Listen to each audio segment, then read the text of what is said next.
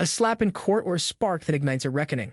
When two racist cops strike a quiet black woman in a packed courtroom, they think it's just another abuse of power. What they don't know, she's not a bystander. She is the judge, and in the next 4 minutes, everything they've built starts to crumble. This is a story of arrogance, injustice, and the kind of justice that doesn't whisper, it roars. Stick around because the twist, you won't believe it until you see it. Let us know where you're watching from and what time you found this. We read every single comment. Charleston, South Carolina had always felt like a city at war with itself. Graceful architecture, cobblestone streets, and whispers of an old world barely masking the deep, unresolved tensions beneath. The sun had barely crested the Atlantic horizon when Judge Clara May arrived at the courthouse. At 62, she carried herself with a quiet authority that needed no introduction. Her silver-streaked hair was pulled into a tight bun, and her sharp brown eyes missed nothing, not even the microaggressions people thought they could slip past her. This courthouse, cold and towering with its neoclassical columns, had seen centuries of justice and injustice. Clara had walked its marble halls for over 3 decades. First as a defense attorney, fighting uphill battles for clients who were too often guilty of being poor and black. Then as a prosecutor, determined to clean the rot from inside the house. And now a judge. She was the first black woman to sit on this city's highest bench, and some folks still couldn't get used to that. Clara knew the price of breaking ceilings. They didn't just throw rocks at you. They tried to pretend you weren't even there. As she stepped through the security checkpoint, the guards nodded respectfully. Some even smiled. Clara gave a curt nod, her mind already on the morning docket. It was supposed to be a routine arraignment. Vandalism, juvenile defendant, bond hearing. But her instincts, those finely tuned, decades-old instincts, tingled. Something about this morning felt off. The clerk outside her courtroom met her with a strained smile. "Good morning, Judge May. Officer Boone's already inside." Clara paused. "Boone?" "Yes, ma'am." "Sergeant Travis Boone, arresting officer in the Jameson case. He's been insistent." Clara felt her jaw tighten. She knew Boone. Everyone in Charleston law enforcement knew Boone. Mid-40s, clean-cut, third-generation cop, a walking legacy of power unchecked. He was the kind of man who carried a smirk like it was standard issue and had enough favors banked across departments to stay afloat no matter what complaint landed on his file. The problem was, those complaints never stayed. Harassment, excessive force, misconduct, always swept away like dust under a marble rug. Clara had read his name too many times in reports that reeked of arrogance. She stepped into the courtroom quietly, not yet in her robes, not yet on the bench. Boone was already standing at the prosecution table, arms crossed, expression sour. The teenager he'd arrested, no older than 16, sat with his public defender, eyes wide and unsure. Boone didn't glance at Clara as she entered. Instead, he barked toward the clerk. "Let's get this started. I don't have all day." "I suggest you find the time," Clara said evenly. Boone finally turned and stared. There was a split-second pause where confusion flashed across his face. He was trying to place her. Clerk, assistant, maybe the bailiff. She wasn't robed, wasn't seated, so to him she wasn't important. "Eager for defense?" he said smugly. Clara didn't answer. She moved toward the side table to review a file left there. The room was mostly empty, just a few early arriving journalists, a handful of attorneys, and 2 officers at the back wall. Boone, now clearly irritated, stormed over toward her. "Hey, I'm talking to you," I said, and then it happened. A sharp, open-handed slap cracked through the air. The room froze. A collective gasp rippled through those present. Papers stopped rustling. A coffee cup nearly dropped. Even the fluorescent lights above seemed to flicker in response. Clara didn't move. Her cheek stung, but she didn't reach for it. Didn't flinch. Slowly she turned her head, locking eyes with a man who had just laid hands on her. Boone stepped back, almost surprised by his own action, but not ashamed. Not even close. His lips curled with something close to disdain. "You people need to learn some respect," he muttered. Someone in the back whispered, "Oh my God." Another voice, "Is she okay?" But Clara's gaze never left Boone, not for a second. Boone straightened, oblivious to the trap he just sprung for himself. "I don't care who you think you are. You don't get to strut around this courtroom acting like." Clara stepped forward. Just once. Then again. The silence tightened like a rope. The clerk whispered, She's not in her robe." But Boone wasn't listening. He didn't see the shift in the room, the subtle horror beginning to bloom on the faces around him. And then Clara spoke, calmly, coldly, and with every ounce of authority the road did not need to give her. "Is this how you treat officers of the court, Surgeon?" The color drained from one officer's face at the back of the room. A lawyer dropped their pen. Boone blinked. "What are you talking about?" Clara stepped onto the platform, up, then turned and faced him from the bench. For one long, shattering moment, nobody breathed. Sergeant Boone stood like a statue, eyes locked on Judge Clara May as she took her seat behind the bench. The sound of the gavel striking wood hadn't even echoed yet, but the judgment had already begun. He blinked twice, once in disbelief, the second because for the first time in his career he was afraid. Clara clasped her hands in front of her slowly, deliberately. She didn't speak right away. She let the silence weigh down on every single person in the room. Even the bailiff, Officer Mills, a steady man who'd served with discipline for years, looked like he was holding his breath. "Sergeant Boone," Clara finally said, her voice calm but sharp enough to draw blood, "did you just strike me in this courtroom?" Boone's mouth opened, then closed. His tongue darted to the side of his mouth as if searching for a lie that wouldn't come. "I didn't know who you were," he muttered, already defensive. "That is not what I asked," Clara said, cutting cleanly across his weak attempt to explain. "Did you just put your hand on me? Yes or no?" More shifting in the gallery. Someone, maybe a junior lawyer, had already pulled out their phone. Cameras were rolling. This wasn't just a moment of misconduct. It was about to become evidence. Boone puffed up. His voice rose, trying to reclaim control. "You came at me. I didn't recognize you. You weren't in your robe. You thought I was beneath you," Clara said. The words landed hard. Boone's jaw clenched. "You're twisting this into something it's not." "I'm not twisting anything," she replied steely. "I'm describing exactly what happened. You assaulted a woman, unprovoked, in a courtroom. Your only defense is ignorance and arrogance." He took a step forward before remembering where he was. He glanced at the other officers standing at the back of the courtroom. No one met his eye. Clara's voice dropped to a tone even sharper. "If I were a white male judge sitting here with the same title, would you have slapped me without knowing who I was?" Boone said nothing, but his silence was the loudest admission of guilt he'd ever made. "I'll take that as a no," she said coldly. "And now you've compounded that assault with defiance. You're overreacting," he finally snapped. "I was doing my job. That kid." He pointed toward the defendant, a thin, nervous teenager who looked like he wanted to vanish behind his attorney's chair. "Is a thug. I caught him with spray paint and enough." Clara's voice thundered. The gavel slammed once, then twice. "You do not get to justify assault by pointing fingers at a juvenile defendant." She turned to the clerk, her tone crisp. "Ms. Harper, please enter into the record that Officer Travis Boone has admitted, on the record, to striking a sitting judge in a courtroom without cause or provocation." Boone took a step back, finally understanding that the air around him was shifting fast. This wasn't going to be swept under the rug like before. No union rep was going to pop in and make it disappear. Not this time. Clara glanced at the bailiff. "Officer Mills, is this courtroom currently under video surveillance?" "Yes, Your Honor," he replied immediately, his voice taut. "Good. Then the record will also reflect visual evidence." Boone's eyes flicked toward the corners of the ceiling, where two small red recording lights blinked silently back at him. That was when his expression truly changed. He wasn't just angry anymore, he was scared. "I didn't mean," he began again. But Clara raised a single hand and stopped him cold. "You've had 20 years of not meaning it," she said. "I've read your file. I've seen the complaints. I've seen how they disappeared. But here's what's different today, Sergeant. This happened in front of witnesses. Under cameras, to a judge." He opened his mouth again, but she didn't let him continue. "I have spent my life watching men like you mistake force for law, mistake fear for order, and mistake silence for consent. Not today."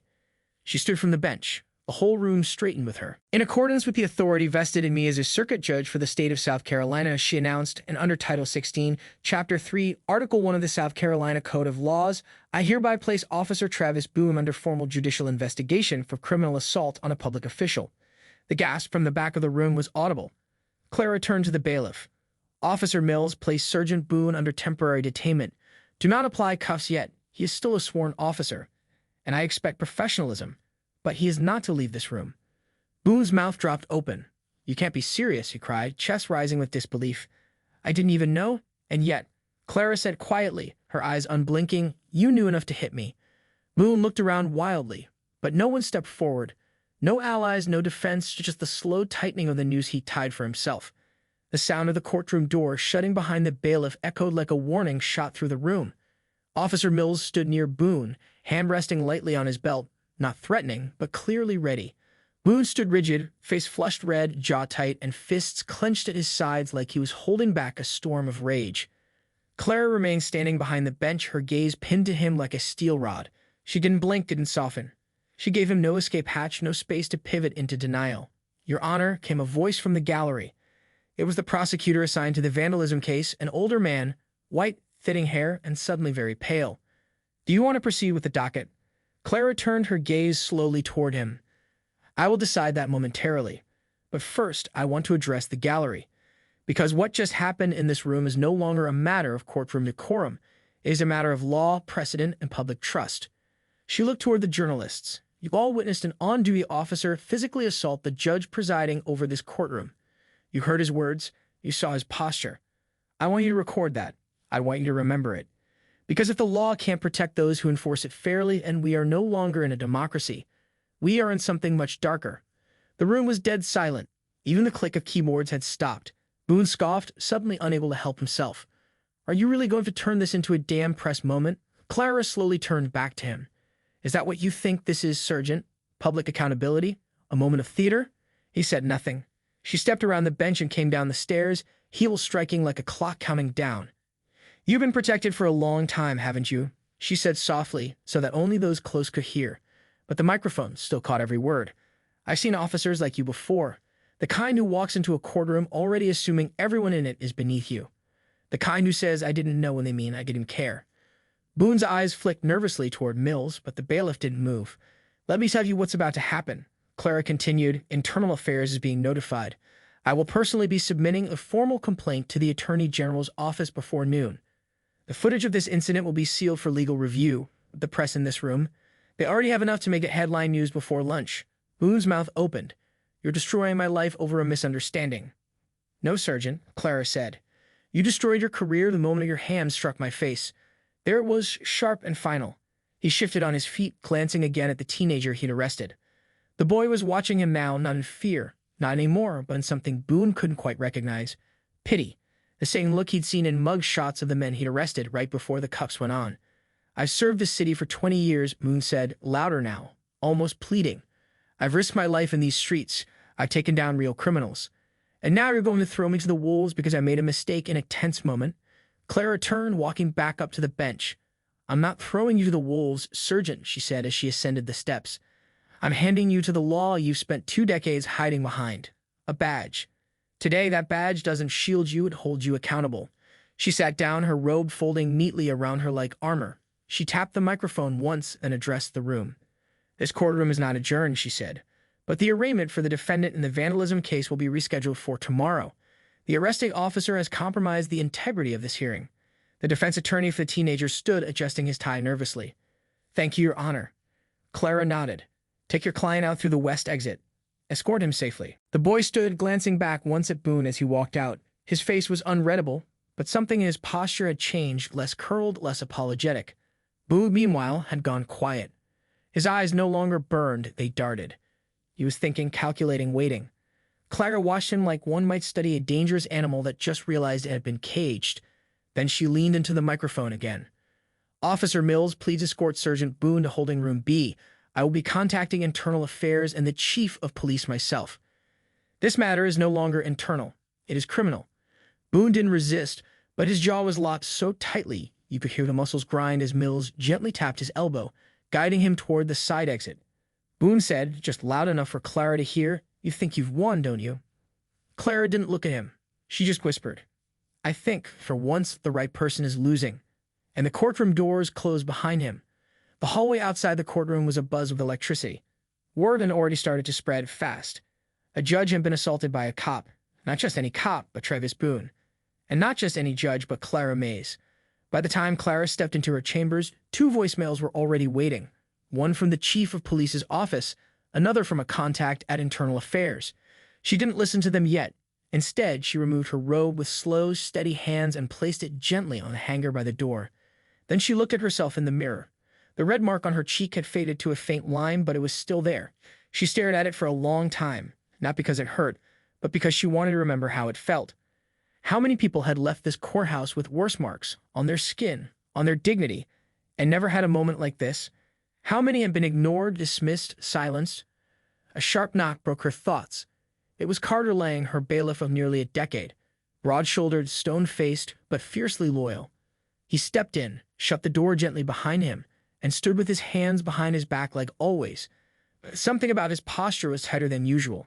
They've taken him to holding room B, Carter said. Internal Affairs is already sending someone. 2 agents, ETA, 20 minutes. Clara nodded. Thank you.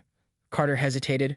Judge, I heard from one of the clerks. Word is Boo's union already made a call. They're moving fast, trying to contain it. Of course they are, Clara said, but they're too late. This isn't going away.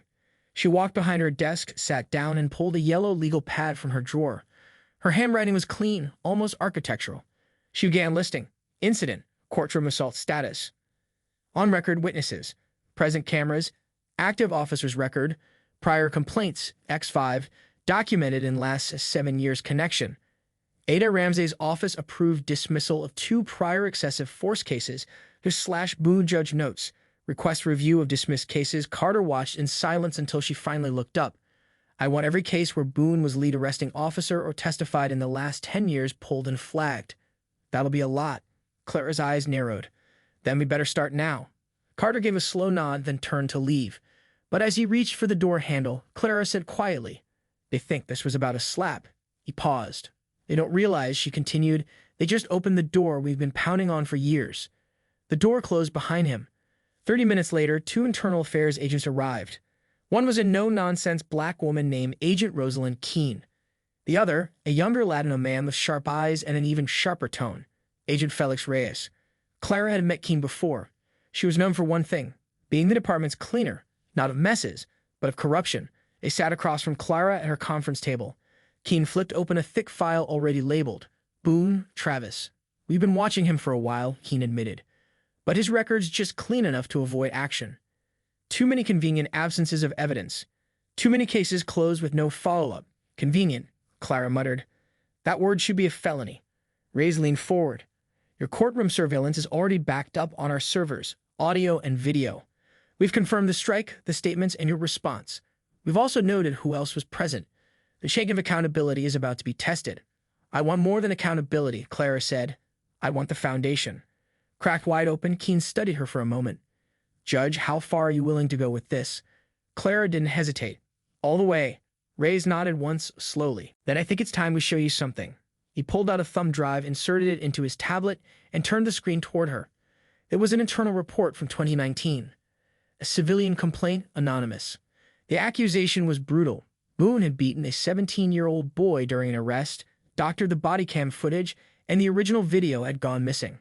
Their report had been quietly closed due to lack of evidence. Clara scrolled down and stopped cold. The internal reviewer who had dismissed the complaint, Detective M. Whittaker. She looked up. As in Captain Whittaker, Boone's former training officer, Reyes confirmed retired last year, but the entire command staff under him, still in place. And now Keene added, we found 3 more dismissed complaints, same patterns, same signatures. Boone's name always appears, and so does someone else. She tapped the screen and a new name appeared, Ada Carson E. Ramsey. The very same prosecutor who had been assigned to dozens of Boone's cases, who'd sat in her courtroom more times than she could count, who always seemed just a little too eager to strike deals with law enforcement, who, now that she thought about it, had once given Boone a sly pat on the back after a particularly shaky testimony. Clara leaned back in her chair, heart pounding. This wasn't just about a violent cop. This was a system, a network. Boone wasn't the rot. He was just the smell. What do you want to do, Judge? Keene asked. Clara looked at them both, her voice quiet but laced with steel. I want a list, she said, of every case Boone touched, every complaint buried, every prosecutor who made it disappear. And I want them delivered to my chambers by sunrise tomorrow. Raise your brow. That'll take all night. Then don't stop working. Keene smiled faintly. I think we're going to get along just fine. By 6 a.m. the next morning, the courthouse was awake, but barely. The building sat in eerie silence, its long halls echoing only the faint hum of fluorescent lights and the occasional shuffle of a janitor's mop. But inside Judge Clara's chambers, no one was asleep. Not her. Not her clerk. Not the internal affairs agents who had pulled an all-nighter digging through 10 years of sealed complaints. Carter arrived with coffee and silence. He placed the steaming cup on Clara's desk without a word, then took a seat in the corner, eyes scanning a folder thick enough to choke a printer. Clara didn't even look up from her legal pad. How bad is it? Carter finally asked, though he already knew. Clara spoke without pause in her writing. 19 complaints, all involving Boone. 12 against other officers under his supervision. 4 prosecutors who refused to press charges despite strong evidence. At least 2 body cam videos that went missing under internal review. Carter let out a long breath, running a hand over his jaw. That's not a bad apple. That's a rotting orchard. Clara looked up, her eyes dark and clear. And it's been protected. Buried, maintained, systematically. Before Carter could respond, her office phone rang. She answered with a curt, "Judge Mays." The voice on the other end was calm, male, and disturbingly familiar. "Clara, it's Chief Nolan." She leaned back. "I was expecting your call, though not this early." "I assume you know why I'm calling?" he said, voice low and careful. "I assume you've seen the footage." She replied, "I have." A pause. "I'm not calling to defend Boone," he added. "No," Clara said. "You're calling to control the explosion." Nolan didn't deny it. "Clara," he said quietly, "you need to understand what you're stepping into. This isn't about one officer losing his temper. You're pulling on a thread that could tear this department apart." "That's exactly the idea," she said without hesitation. "I'm not your enemy," he replied. "You've been silent for years. Silence is complicity, Chief." He sighed on the other end. "I've got the union breathing down my neck, the mayor demanding answers, and now I hear you've contacted Internal Affairs directly because your department didn't. You're escalating this." "No," Clara said firmly. "I'm revealing it." There was silence, and then a change in tone. Sharper, less polite. "Look, Nolan said you want Boone to pay." "Fine. He's a problem. I'll back your request for charges. But if you keep dragging in names, commanders, prosecutors, past leadership, you're going to cause a collapse none of us can clean up." Clara's voice was steady. "Then maybe it's time we stopped trying to clean and started rebuilding." The line went dead. She stared at the phone for a long moment before quietly placing it back in the cradle. Carter raised an eyebrow. That sounded like a threat wrapped in a peace offering. Clara nodded. "He's scared." "Good." Just then, her door opened without a knock. Agent Keene entered, face grim, holding his slim red file. She didn't waste time. "We found something you need to see." Clara stood meeting her halfway as Keene opened the folder. A transcript. An audio recording. Surveillance audio from the precinct dated 2 years ago. Boone's voice, unmistakable. Laughing in a locker room. You ever see her up close, that Judge Clara something? Walks around like she owns the courthouse. Thinks the robe makes her bulletproof. That another voice, still unidentified. "She ever come after you?" Boone laughed again. "Let her try. I've got friends higher than her. She steps too far and I swear, she'll never even make it to the bench."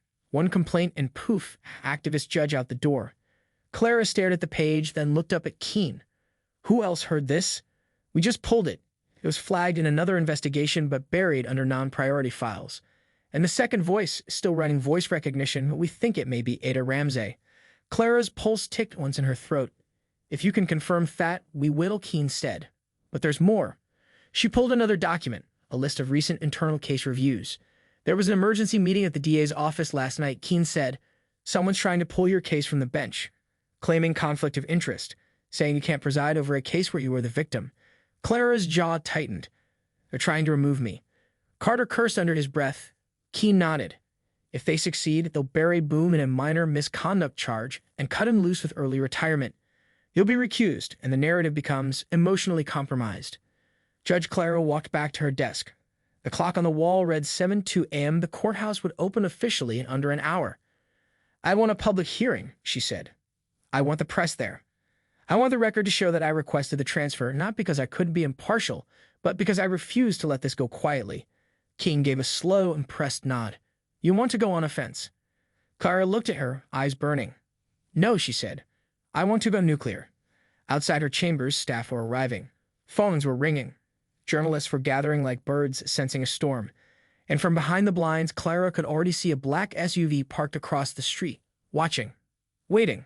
Someone was coming for her. But they'd better come prepared, because the moment they tried to silence her, she'd make damn sure the whole city heard her scream. By 9:00 a.m., the courthouse felt like a pressure cooker. Reporters lingered in corridors. Court clerks whispered in doorways. Attorneys avoided eye contact. Everyone felt it. Something big was unraveling. Judge Clara Mays stepped into the main courtroom, flanked by her bailiff Carter and Internal Affairs agent Rosalind Keene. She was not in her robe. She wasn't presiding today. Today she was fighting. The courtroom buzzed as she entered, and the whispers died fast. At the far end, Assistant District Attorney Carson Ramsey stood beside a representative from the State Ethics Board, a young white man in a tailored gray suit who looked like he hadn't blinked since law school. His name tag read Elliot Parrish, but his expression said, "Hatchet Man." "Judge Mays," he greeted with a tight smile, "we've received your request for a public hearing regarding your recusal. I am here to clarify it and to make it part of the public record. Clara replied, her voice firm. They sat the press watching closely from the back rows. I have reviewed the argument filed by the DA's office. Clara began, claiming that I am emotionally compromised and potentially biased due to the incident involving Officer Boone. Ramsey didn't flinch. Our concern is purely procedural. You are the victim of an alleged crime committed by the defendant. Under state statute, a judge may recuse themselves, preserve impartiality. I am fully aware of the statute.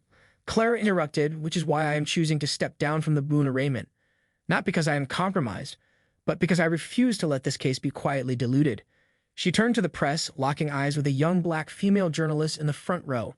I am requesting that the Boone case be elevated to special review status.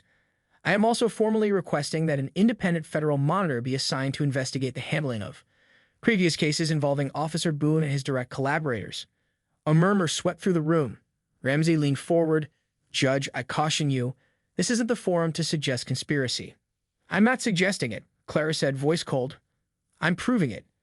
She handed a file to Agent Keene, who placed it on the table between them and opened it. For the record, inside, 3 complaints, 5 sealed memos, 2 missing body cam logs, and a court transcript from a juvenile trial in 2018. Each one bore Carson Ramsey's signature.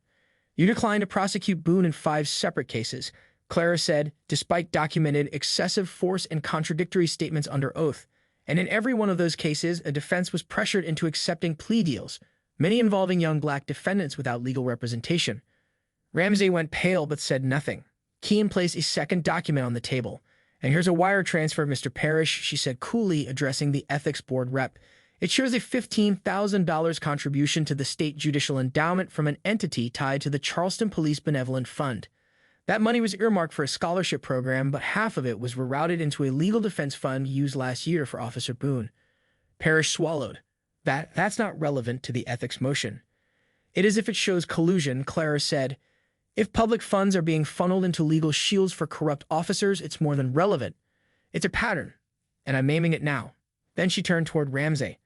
Tell me, Mr. Ramsey, who protected Boone when the body cam footage disappeared in 2019, the one where a minor ended up in the hospital. Ramsey opened his mouth and closed it. Clara waited. Agent Keene spoke instead. We believe the footage wasn't lost. It was redirected. Clara raised an eyebrow. To where? Keene slid over a slip of paper. To an external server owned by a private security contractor based in Atlanta. That contractor has a retainer agreement with the Charleston mayor's office. And who approved that contract? She looked at Ramsey. He said nothing. Keene delivered the final blow. You did. The room erupted. Shouts, flashing cameras, people standing to whisper to each other. Ramsey stood up suddenly, chair screeching behind him. This is character assassination. This is exposure, Clara replied, and it's long overdue. Parrish from the ethics board rose, visibly shaken. I need time to process this information. You'll have it, Clara said. But let the record reflect that I am voluntarily recusing myself to protect the process. Not because I was pressured. Not because I was intimidated. And not because I will be silent. Then she turned to the reporters, voice resonating like a bell through the room. This city has protected a system of unchecked power for far too long. Today is not about a slap. It's about what happens when someone believes they can act without consequence, because every layer above them is willing to look the other way. She looked directly at Ramsey. Those layers are crumbling. Ramsey left the courtroom in a blur of whispered phone calls and sweat. Parrish followed. Clara turned to Keene and Carter, exhaling slowly. You think they'll come after you? Carter asked quietly. Clara didn't hesitate. They already have.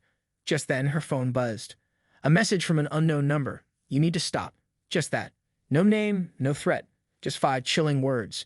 She showed the screen to Keene. Keene read it, then said, good. That means we're hitting nerves.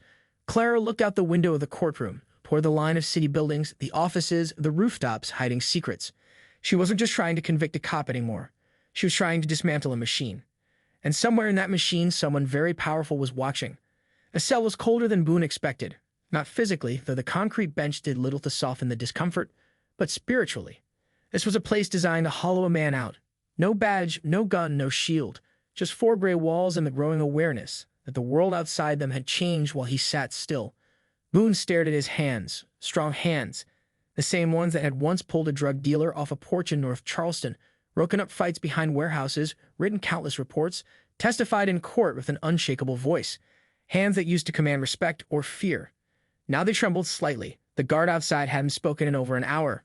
No friendly nods, no casual remarks, just a tight jaw and eyes that avoided his. Even in here, he was alone. Boone stood suddenly, pacing the tiny space like a caged dog. He'd spent his whole career believing he couldn't be touched, that no matter how messy things got, someone higher up would always clean it up. And usually they did. But this time, he slammed his fist against the wall, not hard enough to break bone, just hard enough to remember he still had blood pumping through his veins. Suddenly, the lock clicked. The door opened slightly. A man in a gray suit entered, older, bald, cold. Boone tensed. "Who the hell are you?" The man shut the door behind him, offering no name. "Just a file folder," which he tossed onto the bench. "Your lifeline," he said. "Or your anchor." Boone scowled. "I don't play cryptic." "Then I'll be clear," the man replied. "I represent interests that are deeply concerned with what Judge Mays is stirring up. You've been useful in the past, Sergeant, but now you're a liability." Boone bristled. "A liability? I give everything to this department, which is why they haven't thrown you to the wolves yet," the man said coolly. "But understand this, if you continue to sit here and let her control the narrative, we will not protect you." Boone narrowed his eyes. "Then what do you want me to do?" The man smiled slightly. "Remind them who you are." He opened the folder. Inside were pages of notes on Judge Clara, her address, family history, old photographs. One even showed her with her late husband, a former attorney now deceased. Boone's pulse ticked up. "This is surveillance." "This," the man said, "is leverage." Boone stepped back. "Are you out of your damn mind? You want me to threaten a judge?" "No," the man said. "We want you to warn her.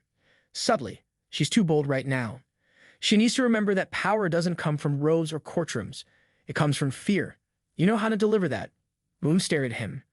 "This wasn't a rescue. It was a dare." "If I do this," he said, "what do I get?" "A lifeline," the man said. "One that keeps you out of federal prison. One that puts you on a private security payroll for a firm that never asks questions." Or, he tapped the wall gently, "You rot here. Forgotten." Then he left just as silently as he'd come. Boone stared at the file for a long time. Then he picked it up. Across town, Clara walked through the halls of the courthouse like a woman heading into a storm. Coat draped over her shoulders, heels echoing sharply. The press was back in full force. Some offered nods. Others whispered behind raised phones. Inside her chambers, Carter was already waiting. "You didn't answer my text," he said. "I needed air." "You also have 6 voicemails. 3 from the mayor's office, 2 from the ethics board, and 1 from your sister." Clara raised an eyebrow. "My sister." "She saw you on the news," he said. "Said you looked taller." Clara allowed a half smile, but the weight hadn't lifted. She sat behind her desk, scanning the newest file from Keene. Updates on Adair Ramsey and a redacted name linked to his suspicious private contract. Before she could process it, her phone buzzed again. Unknown number. One new text message. She opened it. "Nice house in Mount Pleasant. There's your nephew still bike home alone from school?" Clara froze. Her hand went cold around the phone. The words blurred slightly, but the message was razor sharp. She stood, walked to the door, locked it. Carter noticed. "What's wrong?" She handed him the phone. He read it. His eyes darkened instantly. "That son of a—" "Don't say it," Clara said. She walked to the window and stared out. Somewhere, someone was trying to remind her of the rules, of how this game had always been played, of how women like her were meant to stay quiet or be made to regret it. "I need a name," she said. "Whoever sent that message." Carter nodded. "I'll get it." "And Carter?" "Yeah? I want my nephew pulled from school. Quietly. And I want someone I trust to watch my sister's house." Carter didn't argue. He just picked up the phone and started dialing. That night, Boone was moved. Not released. Not transferred officially. Just relocated. No paperwork. No explanation. He walked through the back corridors of the precinct like a man being smuggled through enemy territory. He was handed a burner phone, an unregistered vehicle, and a name. Clara Mays. The man from earlier appeared again, leaning into the car window. One warning. Clean, subtle. You don't touch her. You don't even see her. You just make her feel it. Boone started the engine. "I've been making people feel things my whole life," he muttered. And then he disappeared into the Charleston night. At the courthouse the next morning, Clara received a package. No return address, no label. Inside, a photograph of her nephew taken 2 days ago, walking home from school. On the back, scribbled in jagged block letters, "Stay in your lane." Clara stood still for a long moment. Then she picked up the phone. "Get me U.S. Marshal's office." Because whoever had just knocked on her door, they were about to find out what it looked like when a judge stopped playing by the rules and started writing new ones.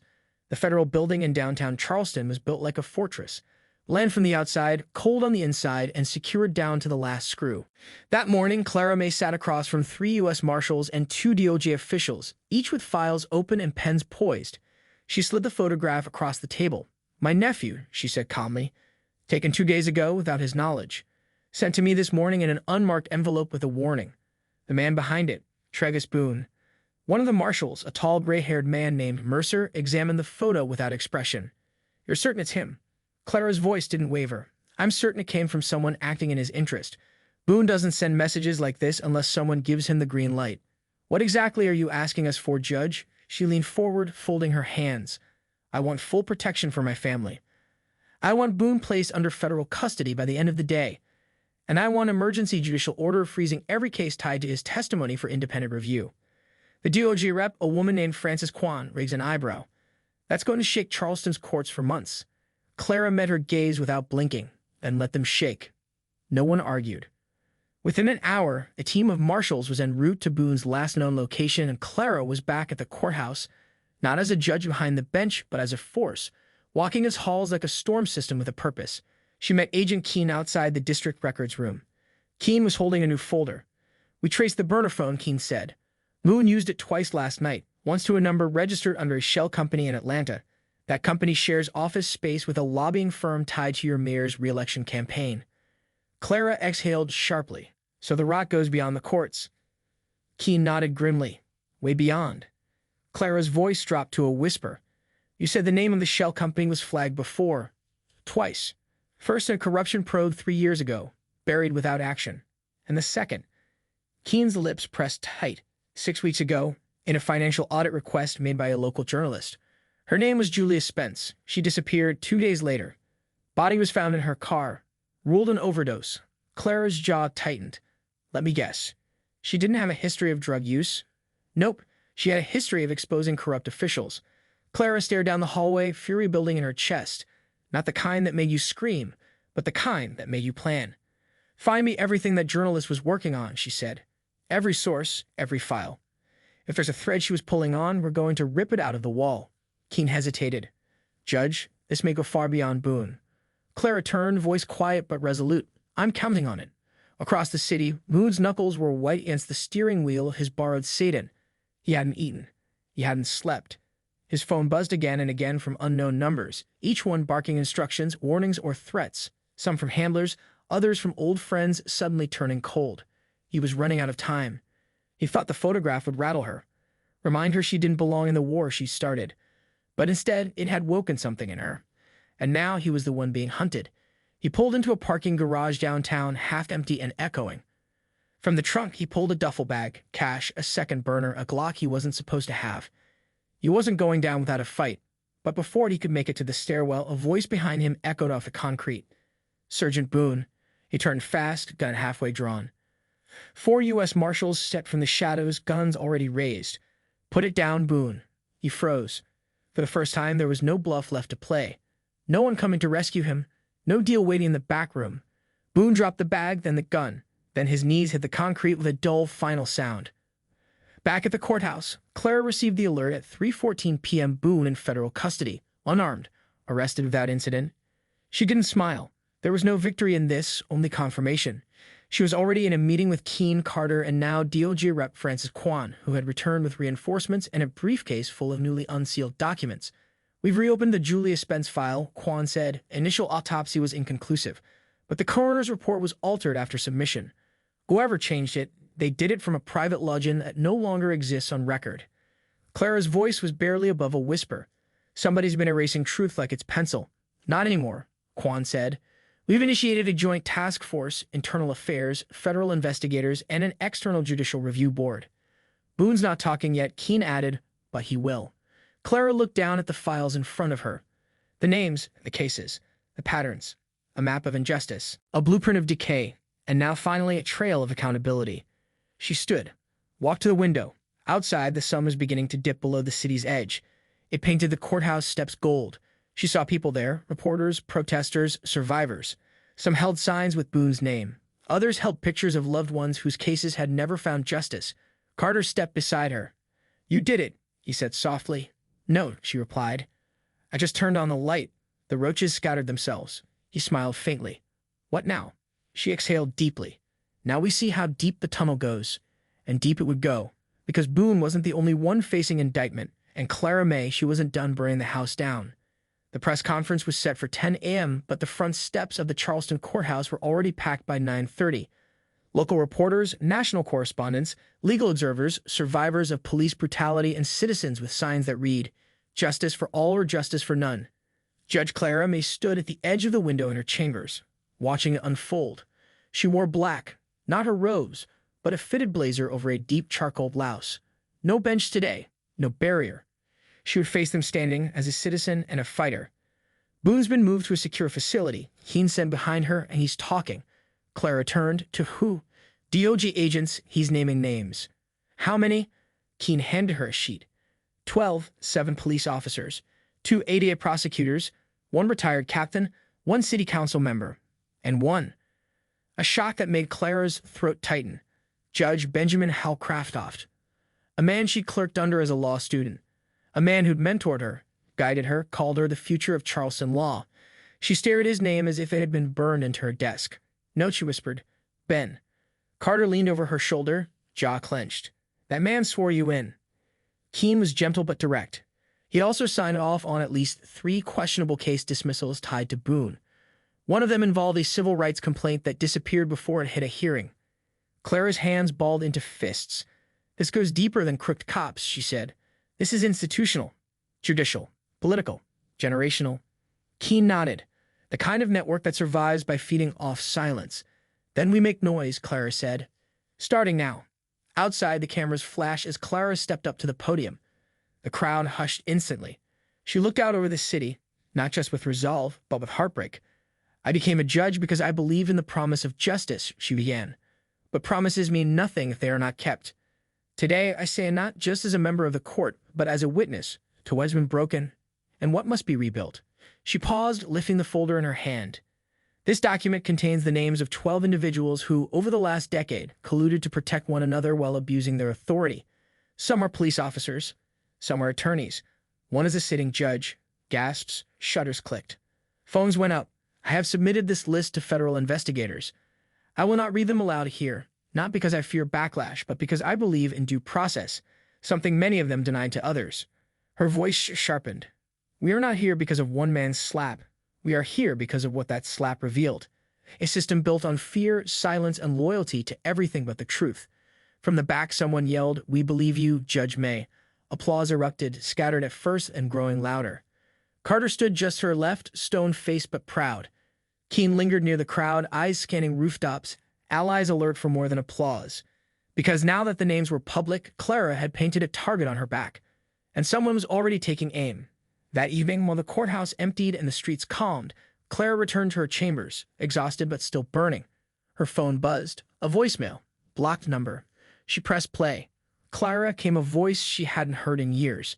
Smooth, precise, refined like a scalpel. It was Judge Hal Craftoft. "I imagine by now you see my name on one of those lists. And I imagine you're feeling betrayed, but before you commit to the destruction of everything we've built, understand this. Some structures survive because they must. You take us all down. You take down the last bit of order this city has left. A pause.